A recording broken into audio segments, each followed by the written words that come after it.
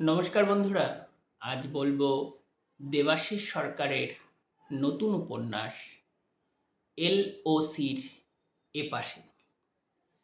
দেবাশিস সরকারের বড় গুণ, প্রথমেই তিনি বৃত্তটাকে গড়ে নেন। বৃত্তের আশেপাশে আনাচে কানাচে আলো জ্বেলে নানা দিক থেকে নিরীক্ষণ করে তারপর কাহিনীর কেন্দ্রে পৌঁছে যান। সেই বৃত্তকে ধরে সেই সময়, তার মানুষ, তার রাজনীতি, অর্থনীতি, সংস্কৃতি, মানুষের রুচি, অভ্যাস সমস্ত কিছুকে ধরে তিনি মহাকালের দ্বারস্থ হন। আর মহাকালের পরতে যেহেতু অতীত ও ভবিষ্যৎ নামক বেয়ারা ছাত্রকে কোনোভাবেই ধরা যায় না, ফলস্বরূপ কাহিনীর কথক, শ্রেণীকক্ষের শিক্ষক কথক বর্তমানকে দিয়েই সমগ্রটা নির্মাণ করতে চান। আর বর্তমান যেহেতু অতীতের পরিণাম, ভবিষ্যতের পটভূমি, সেই বর্তমানকে ধরেই তিনি কাহিনীর উপকূলে, এমনকি সমাপ্তিতে পাঠককে পৌঁছে দিতে চান। আর বর্তমানই যেহেতু ভবিষ্যতের চাবিকাঠি, বর্তমানের কাহিনী নির্মাণ করে বর্তমানের আলো অন্ধকার, তার যাবতীয় সব কিছু, অর্থনীতি, রাজনীতি, সংস্কৃতি, ধর্ম, ধর্মান্ধতা, পুঁজিবাদ, ভোগবাদ, রুচি, অভ্যাস, ব্যক্তির মানুষ গঠন, মনস্তত্ত্ব, ব্যক্তির আত্মপরিচয়ের সংকট, সমস্ত মিলিয়ে আজকের সময়, ভবিষ্যতে কোন দিকে যাচ্ছে তার একটি রূপচিত্র তিনি এঁকে যান। এবং খুব জরুরিভাবে সেই রূপচিত্রের মধ্যেই একটা উত্তরাধুনিক সংকেত রেখে যান। হুট করে কাহিনী সমাপ্ত করে জানিয়ে দেন যে এই কাহিনীরই আবার পুনরাবৃত্তি ঘটতে পারে, ভবিষ্যতে এই কাহিনী আবার নতুন করে লেখা যেতে পারে। কেননা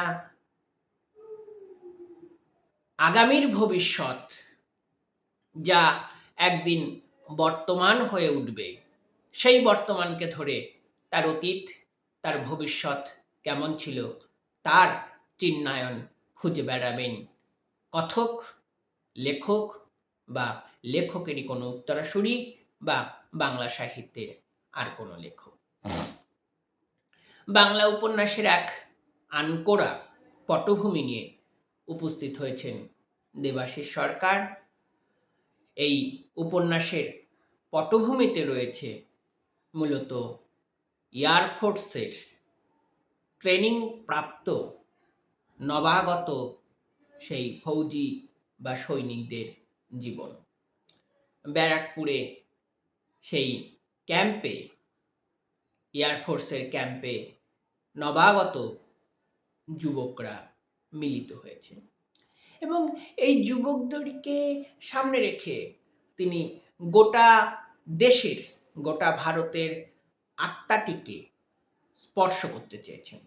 এবং সময়ের পটভূমি অবশ্যই গত শতকের ৯-এর দশকের শুরু বা তার একটু আগে, যদিও কোথাও সুস্পষ্ট করে বলা নেই, তবুও বয়ানের যে ভাষা, বয়ানের যে বিষয়, বয়ানের ভেতর যে অজস্র রূপতত্ত্ব, সংখ্যাতত্ত্ব,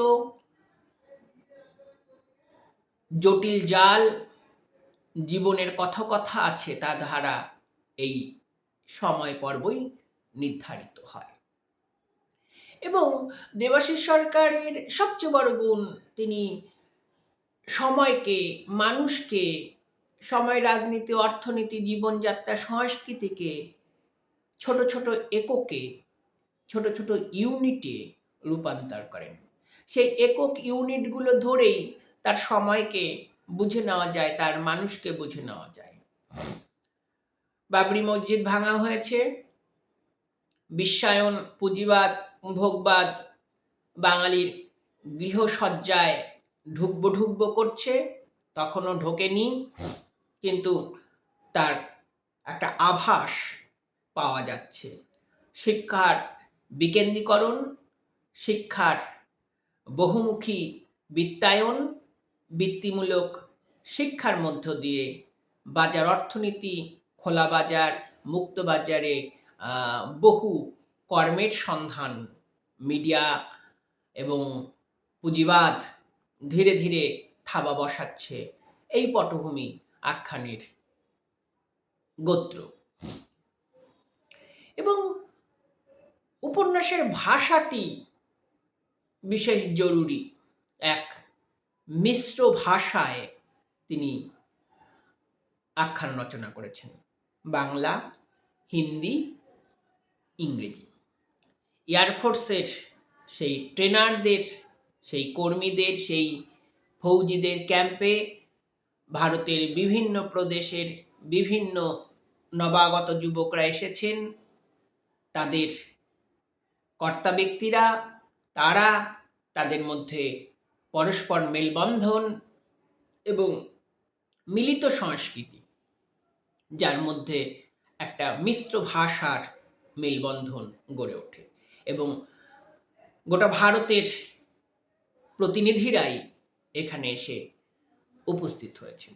এবং অবশ্যই নায়ক কল্যাণ সরকার, আসানসোলের ছেলে। ফৌজিদের জীবন অবশ্যই নিয়মতান্ত্রিক, শৃঙ্খল পরায়ণ, এবং সেই নিয়মতান্ত্রিক শৃঙ্খল পরায়ণে থাকতে গিয়ে অনেক সময় ব্যক্তির স্বাধীনতা, অভিরুচি, সংস্কৃতি, আত্মমর্যাদাকেও বিসর্জন দিতে হয়। প্রথম প্রথম একটু অসুবিধা হয়, তারপর তারা হয়তো সেই অভ্যাসে মিলে যায়। দেবাশিস সরকার এই আখ্যানে সবচেয়ে যেটা বড় করে দেখিয়েছেন বা সবচেয়ে গুরুত্বপূর্ণ বলে আমার মনে হয়, যে আজকের ভারত যেখানে দাঁড়িয়ে আছে তার চাবিকাঠি কি আজ থেকে ৩০ বছর আগের ভারতের রাষ্ট্রনীতি, ভারতের মানচিত্র, সংস্কৃতি, পুঁজিবাদ, ভোগবাদ, মিডিয়া এবং দেশ চালকদের মধ্যেই ছিল না। আখ্যানের সূত্রটি সেখানেই। এক ফৌজি যুবক যে এয়ারফোর্সে সদ্য যোগ দিয়েছে, যাদের ট্রেনিং পিরিয়ড চলছে, তারা, বিশেষ করে কল্যাণ সরকার, সেই সমস্ত সহকর্মীদেরকে একত্রিত করে একটি ফান্ড দান করতে চেয়েছিল, যে ফান্ড যাবে অভাবী শিশুদের লালন পালনের জন্য, এবং তারা কিছু শিশুর দায়িত্ব নিতে চেয়েছিল। তার জন্য নিজেদের মধ্যে কথাবার্তা, কিভাবে সামান্য বেতন থেকে কিছু অর্থ দান করা যায় সে নিয়ে বিস্তর চিন্তাভাবনা, পরিকল্পনা এবং পরিকল্পনা বাস্তবায়নের দিকেও প্রায় এগিয়ে গিয়েছিল। কিন্তু সংকট ঘনিয়ে এলো, নির্দেশ এলো যে খ্রিস্টান চ্যারিটিতে এইভাবে ফান্ড দান করতে পারবে না এয়ারফোর্সের ট্রেনাররা বা কর্মীরা, যুবকরা বা ফৌজিরা। ইতিমধ্যে বাবরি মসজিদ ভাঙা হয়েছে, ভারত পাকিস্তান সীমান্ত যুদ্ধ চলছে, দেশ যুদ্ধের জন্য ওয়াকিবহল, প্রস্তুত। এই জায়গায় লেখক খুব চমৎকারভাবে দেখান যে দেশের ভেতর দেশ, দেশের অন্তরাত্মাকে ভালোবাসা, মেকি দেশপ্রেম কোথায় পৃথক? যে রাষ্ট্র নিজের সীমান্ত বাঁচাতে, দেশের মানুষকে বাঁচাতে পাকিস্তানের সঙ্গে যুদ্ধ করছে, অবশ্যই উচিত। সেই রাষ্ট্রের কর্তা ব্যক্তিরা বা সেই রাষ্ট্র দেশের অভাবী মানুষের দারিদ্র্য দূরীকরণে ওয়াকিবহাল নয়, বা কেউ কেউ চেষ্টা চালালেও সেটায় বাধা দেওয়া হচ্ছে, তাহলে স্বদেশ প্রেম কোথায়? ব্যক্তির আত্মপরিচয়ের সংকট ঘনিয়ে আসছে, মনস্তাত্ত্বিক সংকট ঘনিয়ে আসছে। কাহিনী আরো এগিয়ে গেলে দেখা যাবে যে নায়ক কল্যাণ সরকারের বিরুদ্ধে এর জন্য গ্রেপ্তারি পরোয়ানা, জেল অনিবার্য হয়ে উঠছে। সেখান থেকে লেখক ব্যক্তির আত্মপরিচয় সন্ধানে অগ্রসর হয়েছেন। আইডেন্টিটি ক্রাইসিস ঘনিয়ে আসছে যে ব্যক্তি নিজের ভাষা, সংস্কৃতি, অভিরুচি, দেশপ্রেম ইত্যাদি দ্বারা একটি পরিচয়, যে পরিচয় ধরে রাখতে সে ওয়াকিবহাল, অথচ আজকের ভোগবাদ, মিডিয়া, পুঁজিবাদ, রাষ্ট্র ব্যক্তির সেই প্রকৃত আত্মপরিচয়কে ভুলিয়ে দিয়ে অন্য একটি পরিচয় গড়ে তুলতে চাইছে। আত্মপরিচয়ে ডুবিয়ে দিয়ে ছদ্ম পরিচয়ে মত্ত রাখতে চাইছে। এবং নায়কের আইডেন্টিটি ক্রাইসিস, মনস্তাত্ত্বিক রক্তক্ষরণ, জীবন ভাবনার উতাল পাতাল স্রোত বয়ে চলেছে। ইতিমধ্যেই নানা কাহিনী ভেসে গেছে। আসানসোলের পটভূমি, বাল্যপ্রেম, কলেজ যাত্রা, পরিবার, চিঠি, বন্ধু বান্ধব ইত্যাদি নিয়ে নানা কাহিনী আসে। সবটাই সময়ের চালচিত্র, টেলিফোনে কথাবার্তা, চিঠিতে প্রণয় ইত্যাদির মধ্যে সময়ের রূপক, সময়ের মানুষ ভেসে আসছে। এবং তার পাশাপাশি আছে সেই এয়ারফোর্স ক্যাম্পের বস্তুতান্ত্রিক পটভূমি, অর্থ সংকেত, ফৌজিদের নিজস্ব জীবনযাত্রা, নিয়ম শৃঙ্খলা, ক্যাম্পের ভেতর বা সেই ট্রেনিংরত অবস্থায় থাকা যুবকদের জীবনযাত্রার মধ্য দিয়ে ফৌজিদের জীবন, যা বাংলা উপন্যাসে স্বভাবতই নতুন। পুলিশ, ফৌজি বাংলা উপন্যাসে এসেছে, কিন্তু ক্যাম্পের ভেতর এই যে নিয়ম শৃঙ্খলা, রুটিন মাফিক তাদের কর্মব্যস্ততা, খাওয়া দাওয়া, এগুলো খুব নিপুণ অভিজ্ঞতায় লেখক এনেছেন। শুধু অভিজ্ঞতা নয়, সেই অভিজ্ঞতাকে যথার্থ পর্যবেক্ষণে তিনি উপস্থাপন করেছেন।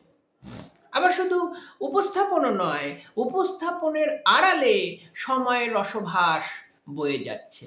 একদিকে কাহিনী, কাহিনীর পেছনে তার ভোগবাদ, পুঁজিবাদ, রাষ্ট্রনীতি, অর্থনীতি, সাংস্কৃতিক যাপন, ধর্মান্ধতা, সবকিছু মিলে লেখক ব্যক্তির শুভবোধ, কল্যাণ চেতনাকে বিসর্জন দিতে চাননি।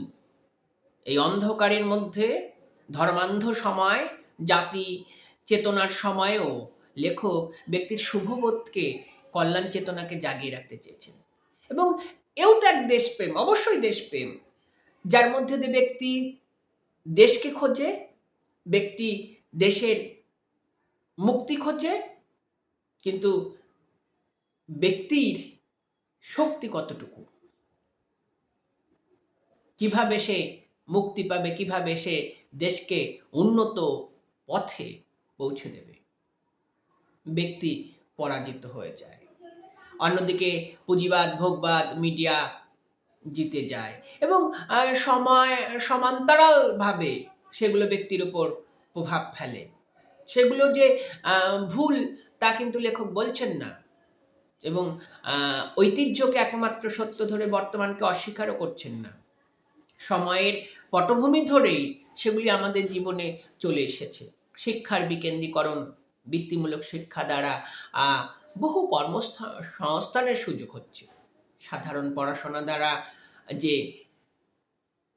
সামান্য চাকরি পাওয়া যেতে পারে বা চাকরির এত বাজার হতে পারে, হয়তো ৮-এর দশকের মানুষ, ৭-এর দশকের মানুষ জানতই না, তাদের কাছে কোনো পথই ছিল না। কিন্তু এই বহুজাতিক সংস্থা, বিশ্ব অর্থনীতি, বিশ্বায়ন, মুক্তবাজার এগুলো খুলে দিয়েছে আমাদের সামনে। এবং নায়কের জেল যাত্রা যখন অনিবার্য, সে আর পরীক্ষা দিতে পারবে না এই রকম পরিস্থিতি, এবং পরীক্ষা না দিতে পারলে আবার তাকে ট্রেনিং পিরিয়ডে থাকতে হবে, হয়তো চাকরি হবে না, এই রকম অবস্থায় সে একজনকে ফোন করে। ফোনে দীর্ঘ সংলাপ চলতে থাকে। সংলাপ চলতে চলতেই লেখক হুট করে কাহিনীর সমাপ্তি ঘটিয়ে দেন এবং বড় চমৎকারভাবে জানিয়ে দেন যে এই কাহিনী 10 বছর আগের। তখন হয়তো পাঠক এই কাহিনীকে প্রত্যাখ্যান করেছিল, আবার নতুন করে লেখা হলো। হয়তো আজকের পাঠকও তা প্রত্যাখ্যান করবে, ভবিষ্যতে আবার নতুন করে লেখা হবে। এই কাহিনীরই পুনঃপাঠের দিকে নজর দিয়ে, এক শূন্যতার দিকে নজর দিয়ে লেখক বিদায় নেন। এক সমাধানহীন প্রশ্নসমূহের মধ্যে আমাদের ফেলে দিয়ে লেখক বিদায় নেন। উত্তরাধুনিক রীতিতে আমাদের সামনে জলজয়ন্ত সমস্যা ভেসে আসে। বর্তমানকে ধরে আমরা আমাদের ভবিষ্যৎ নির্ণয় করতে সক্ষম হয়ে উঠি। সক্ষম কি অক্ষম জানি না, লেখকও জানেন না। সেই ভবিষ্যৎ এলে আবার কাহিনীর পুনঃকথন, পুনর্নির্মাণ, পুনঃপাঠ গড়ে তোলা যাবে। দেবাশিস সরকারের এই একখান গুরুত্বপূর্ণ, প্রথমত বাংলা উপন্যাসে এক আনকরা জীবন, সেই এয়ারফোর্সের ক্যাম্পের ট্রেনিংরত অবস্থায় থাকা যুবকদের জীবন, ব্যক্তির মানসিক সংকট, মনস্তাত্ত্বিক রক্তক্ষরণকে সামনে রেখে ভোগবাদ, পুঁজিবাদ, বিশ্বায়ন কিভাবে আমাদের জীবনে প্রবেশ করছে তার রূপচিত্র। মনে পড়ছে মানিক চক্রবর্তীর সেই বিখ্যাত উপন্যাস 15,000 শব্দে গণেশ পরিবার, যার পটভূমি প্রায় একই ছিল। দেবাশিস সরকার এখানে মিশ্র ভাষারীতি এবং ভাষা প্রয়োগে অত্যন্ত দক্ষতার পরিচয় দিয়েছেন। ভাষার ত্রিবিধ বৃত্ত, বাংলা, ইংরেজি, সংস্কৃতের এই বাংলায়, ইংরেজি, হিন্দির মধ্য দিয়ে এক বৃত্ত গড়ে তুলেছেন। হিন্দি ভারতের কেন্দ্রীয় ভাষা, অর্থাৎ হিন্দিতে বললেই চলবে। কেউ কেউ হিন্দি না বুঝলে তার জন্য ইংরেজি আছে। বাঙালি হিসেবে আমরা হিন্দিকে মেনে নিয়েছি, কিন্তু তামিলরা কিন্তু মানেনি। চমৎকার একটা দৃষ্টান্ত দেখিয়েছেন, যে বারবারই বলছেন যে তামিল বলুন, তামিল বলুন। আর আছে আমাদের সংস্কৃতির বিকেন্দ্রীকরণ, ছদ্ম দেশাত্মবোধ, প্রকৃত দেশাত্মবোধ, আত্মপরিচয়ের সংকট, ধর্মান্ধ জাতিতত্ত্বের মধ্য দিয়ে দেশ কোন পথে চলেছে, এবং রাষ্ট্রনৈতিক নেতারা সুবিধাবাদের রাজনীতি দ্বারা দেশকে যে পথে চালাতে চাইছে, তার থেকে ভিন্ন সমীকরণ ভেবেছিল কল্যাণ সরকার। সে কোনো রকম রাজনীতির সঙ্গে যুক্ত না হয়েও নিম্ন মধ্যবিত্ত পরিবারের এক মফস্বল শহরের সন্তান হয়ে সামান্য চাকরিতে অংশগ্রহণ করেও দেশের মুক্তি কিভাবে ঘটানো যায়, সামান্য সাহায্য দ্বারা বৃহৎ ঐক্য গঠন করে অভাবী মানুষের, দরিদ্র ভারতের, চণ্ডাল ভারতের মুক্তি কিভাবে ঘটানো যায়, তার একটা প্রয়াস সে চালিয়েছিল। কিন্তু রাষ্ট্রীয় কর্তৃপক্ষ তা মেনে নিতে পারেনি, কেবলমাত্র বিধর্মী বলে সেই খ্রিস্টানদের সাহায্য করা যাবে না। আমরা আজ দেখতেই পাচ্ছি কেন্দ্রীয় সরকারের রাজনীতিতে যে জাতিতত্ত্বের প্রাধান্য, রাজ্য সরকারের রাজনীতিতে যে জাতিতত্ত্বের প্রাধান্য, তার মধ্য দিয়ে কোথায় একটা ফাটল ঘটে যাচ্ছে। এবং এই জাতিতত্ত্বের ফাটল, ধর্মান্ধ রাজনীতি, তার মধ্যে পুঁজিবাদের থাবা, মিডিয়া ব্যক্তির আত্মপরিচয় দাঁড় করে দিচ্ছে এবং সেখানে সাধারণ মানুষ তার গোত্র হারিয়ে ফেলছে। কল্যাণ সরকাররা হারিয়ে যাচ্ছে, তাদের পরিণতি কি হবে আমরা জানি না। এক অনিঃশেষ জিজ্ঞাসায় লেখক আমাদের ছেড়ে দেন।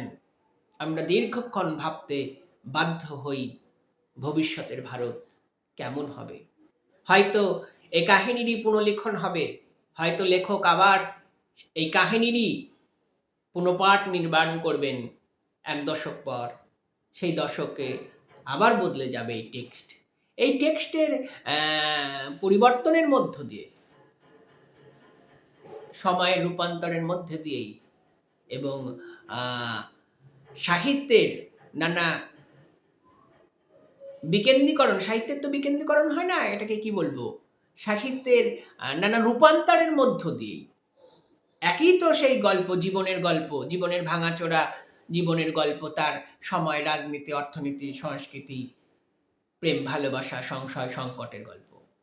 তার মধ্য দিয়ে সময় কিভাবে প্রভাব ফেলছে, ব্যক্তির মানসিক ক্রিয়া কিভাবে সমস্যার সম্মুখীন হচ্ছে, ব্যক্তি সেখান থেকে কিভাবে পরিত্রাণের পথ খুঁজছে, রাষ্ট্র কর্তৃপক্ষ ব্যক্তিকে কিভাবে আটকে দিচ্ছে, সময় অন্তর তার টেক্সট কিভাবে বদলে যাচ্ছে, তার মধ্যে দিয়ে আবার নতুন টেক্সট কিভাবে গড়ে উঠতে পারে, হয়তো দেবাশিস সরকার আবার দেখাবেন, অথবা বাংলা সাহিত্যের অন্য কোনো লেখক দেখাবেন।